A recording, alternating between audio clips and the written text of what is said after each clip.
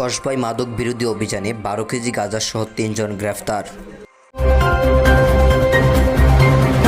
ব্রাহ্মণবাড়িয়া জেলার কসবা থানার পুলিশের মাদক বিরোধী অভিযানে ১২ কেজি গাঁজাসহ ৩ জন আটক করেছে কসবা থানার পুলিশ। কসবা থানার অফিসার ইনচার্জ মোহাম্মদ আব্দুল কাদেরের নেতৃত্বে এই অভিযান পরিচালিত হয়। পুলিশ সূত্রে জানা যায়, অভিযানকালে এসআই মোহাম্মদ ইউসুফ মিয়ার সঙ্গী ফোর্স সহ গতকাল রবিবার কসবা থানাধীন শিমরাইল সাতপাড়া সেন্টু মিয়ার দোকানের সামনে পাকা রাস্তার উপর হতে ১২ কেজি গাঁজার উদ্ধার। আটককৃত আসামি মোহাম্মদ রমজান আলী, পিতা মৃত আব্দুল রহিম সাং, হায়দ্রাবাদ, বাঙ্গুড়া জেলা, কুমিল্লা। মোহাম্মদ খায়রুল, পিতা দনমিয়া সাং, বাহাদুরপুর থানা, বাঞ্ছারামপুর জেলা, ব্রাহ্মণবাড়িয়া।